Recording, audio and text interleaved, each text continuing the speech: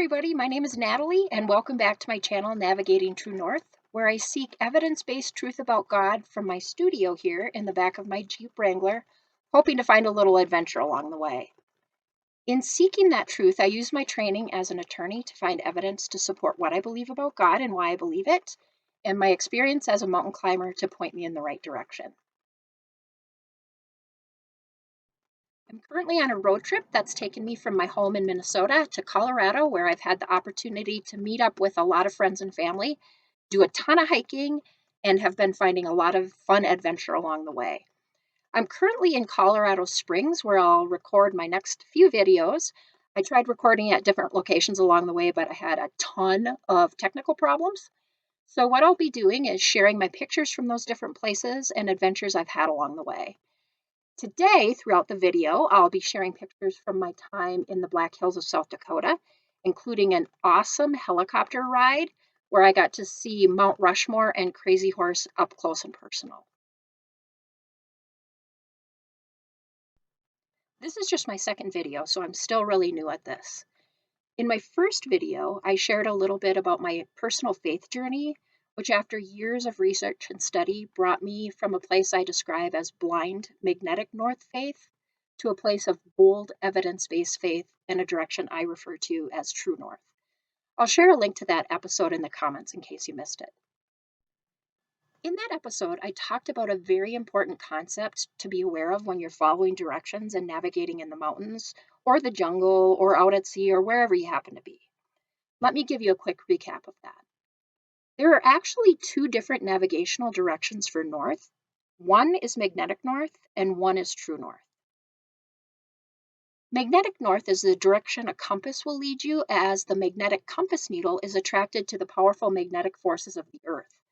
The location and direction of magnetic north actually changes over time as it's influenced and controlled by ever-changing forces of the earth. True north, on the other hand, never changes and stays grounded in one location, which we typically refer to as the North Pole.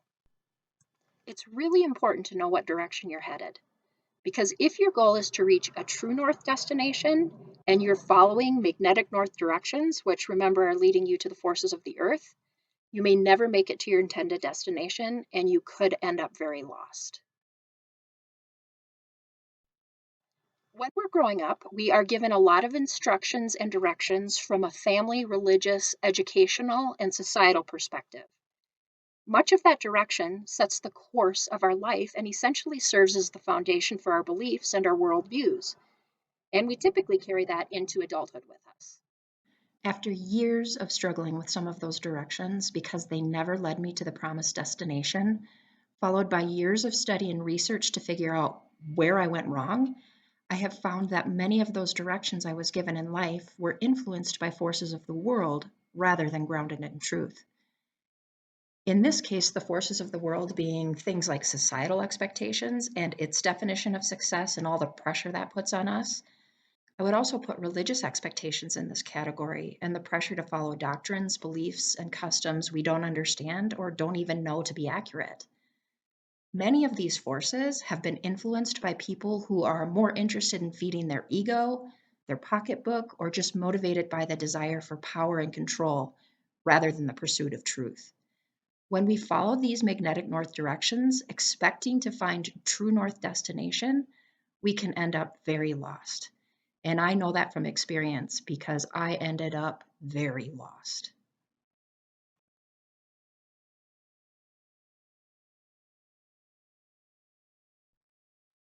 A quick example of how that played out in my life. Growing up, I was raised Christian and specifically Catholic, and I was given a lot of religious instructions on how to live my life the right way. I put a ton of time and effort into following those directions because I was promised they'd lead me to a place of peace and connection with God, and of course allow me to go to heaven when I died. The problem was that no matter how hard I tried to follow those directions, I was never able to get to the destination that I was told I should find. Instead, I constantly felt anxious, depressed, removed from God, and just plain lost. Those experiences led me to some huge realizations, And the biggest being that almost everything that I believed about God, I had accepted in blind faith without any evidence that it was true. That was evident by the fact I could barely articulate what I believed about God, much less why I believed it. And that's where my journey to find the direction of truth began. I'll be talking more about some of those magnetic north directions in more detail in some upcoming videos. But before I do that, I want to tell you how I went about trying to find the direction of truth. And let me tell you, that was not an easy task, especially in today's world where there are so many differing opinions and so much conflicting information. Finding truth becomes nearly impossible. Honestly, I think that might be the main reason for a lot of the resentment I have against Christianity. It's become so complicated, and there are so many opinions about what beliefs and practices are right and wrong, and who is right and wrong. It's just easier to give up than to keep trying and trying to figure it out. To be honest, I was so tired of all those differing opinions and blind magnetic north faith concepts that I no longer cared if I was religiously or politically correct or even socially acceptable. I just wanted to be headed in the direction of truth. To do that, I've developed some strategies that I believe help point me in the direction of truth. And that's what I'd like to share with you. I call it the ORIENT Strategy. This is the strategy I use to determine if the direction I'm headed is pointing me in the direction of truth or if it may have me pointed in the wrong direction. Basically, the ORIENT Strategy combines my experience with legal analysis and elements of critical thinking, both of which are designed to find truth. In order to explain and demonstrate the ORIENT Strategy, I'm going to use an example, which is a question I had to answer for myself as I attempted to determine if I was headed in the right direction and the direction of truth. And that question was a biggie. Does God actually exist? My experience with Christianity and the directions I was given left me feeling so lost. I was questioning everything I once believed to be true, including having to ask the question, does God even exist? Now, I want to give you a quick caveat or warning. In the interest of time, this is going to be an extremely abbreviated version of the research and study I did on this topic. But if you're interested in more detail, you can check it out in my book, Navigating True North, which I'll provide a link to in the comments. So here's how I use the ORIENT strategy to help point me in the direction of truth on the issue of whether or not God really exists. Step number 1 is O. Open your mind to question the direction you have been given and the beliefs you hold, especially if they're not leading you to the intended or promised destination or they don't make sense. All my life, I had been told there was a God, and I believed that wholeheartedly. To support that belief, I was told that the Bible serves as recorded evidence of God's existence, that the beauty of creation serves as evidence of a creator God. And I heard from many people that personal experiences that they had proved to them that there was a God. Well, all of that is great and maybe even contains some level of truth. I had to ask myself if these things were actually evidence that God exists. I can tell you that each of those points I held to be evidence of God's existence could be argued and debated. So that brings me to step number 2. Step number 2, the R in Orient, is research and study the different sides and perspectives of that issue. It can be extremely beneficial to look at the other side of a story or a debate. It brings to light some potential blind faith spots that you might have and challenges you to find answers and evidence to support what you believe and why you believe it. Ultimately answer the question of whether or not God exists, I looked specifically at the issue of how the universe came into existence. It seemed to me that there were only 2 possible answers to that question. The universe came into existence as a result of naturally occurring unplanned events, or someone planned it and executed that plan. As you probably know, there are many that adhere to a theory called naturalism, which presents evidence to support the conclusion that the universe is the result of naturally occurring processes, and therefore there's no need to include a God or creator in the equation. After studying that theory for many years, I personally think they present some feasible arguments. It's also clear that as scientific discoveries advance, scientists can explain in greater detail how the universe may have naturally developed as a result of unplanned chance. On the other side of that debate are those that argue there is a creator or God responsible for the beginning of the universe. There are actually two different camps on this side of the debate. First are those that believe the universe was created according to the narrative that's found in the biblical story of Genesis over the course of 7 days. The second theory is called the intelligent design theory, and that's the one I spent most of my time researching. Those that adhere to the theory of intelligent design find evidence to support the conclusion that the universe is the work of an intelligent mind, and most refer to that intelligent being as God. That brings us to the question, who is right? And that brings me to step number 3 in the ORIENT strategy. Step number 3, the I in ORIENT, stands for identify the facts. When possible, it's very helpful to identify the facts that both sides of the debate would agree to. In this case, both naturalism and intelligent design supporters agree to several facts. Let me give you a few of them. Fact number 1, the universe is likely billions of years old and began in some type of a Big Bang event. Number 2, the fact that bang resulted in the complexity we see in the universe today is astonishing and highly improbable to have occurred. Number 3, the universe operates according to very precise laws of nature, and if those conditions in the universe were to vary even the slightest bit from those required constants, we would all cease to exist. Number 4, all living things are comprised of cells, and within each cell, there is a highly complex code we refer to as DNA. That DNA code provides instructions to the cell then reads that code and acts accordingly. Both those supporting naturalism and intelligent design would likely agree that DNA is the most complex code ever known to exist, and science cannot explain how that would have been created by random chance. So those are a list of just a few of the facts that both sides would likely agree to. And that takes me to step number 4. Step number 4, the E in ORIENT, is examine the evidence.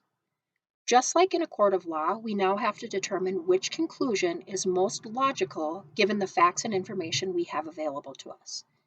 When we get to this step in the process, I typically picture one of those rope bridges that you see in pictures out in the jungle. Oftentimes there are missing planks in those bridges and there's a huge canyon below. You have to decide if you're willing to take that bridge across to the other side. That bridge represents the body of facts and information that we have available to us. There are some things we know and pieces of information that are missing, just like the missing planks in that bridge.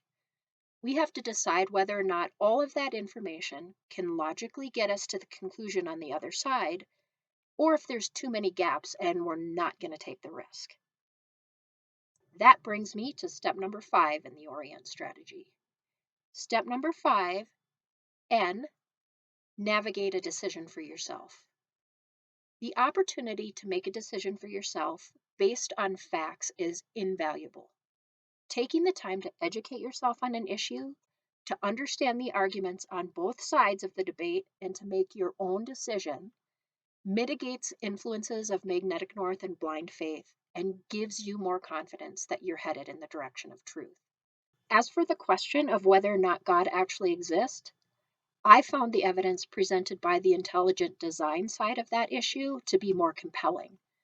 While both sides of the argument have areas of strength, the arguments presented by naturalism, in my opinion, have much bigger gaps to maneuver. It was the complexity of the DNA code that sold me. And we know that both sides of that debate agree it is the most complex code ever known to exist. From what we know about the world and all we have experienced and observed, codes are created and programmed by someone. It did not seem logical to me to conclude that DNA, which is the gold standard of codes, is the one and only exception to that rule. Coming to the educated conclusion for myself that God exists has given me conviction in that belief, and I am no longer a victim of blind faith on that topic. That brings me to the last step in the ORIENT strategy. Step number 6, T, test the truth. Once you have made a decision for yourself, the next step is to determine and test how does that fit with other questions and challenges we face on similar topics. For example, I've really been struggling with questions like this. If there's actually a God that exists, why is there so much evil and suffering in the world? Every day we hear about more tragedies, and it's so hard to think that there's a God that's controlling all of this. Another question I really struggle with is if there's actually a God that exists, why does he remain so hidden in times of great need? Why have there been so many times that I've called out to him and said, God, I need your help? And all I get in return is radio silence. Because those questions are so difficult to answer, sometimes it's just easier to come to the conclusion that there just isn't a God, that God doesn't exist. The problem is for me, I've already proven to myself that God exists, which means I have to dig deeper on some of those other challenging questions in order to find the direction of truth.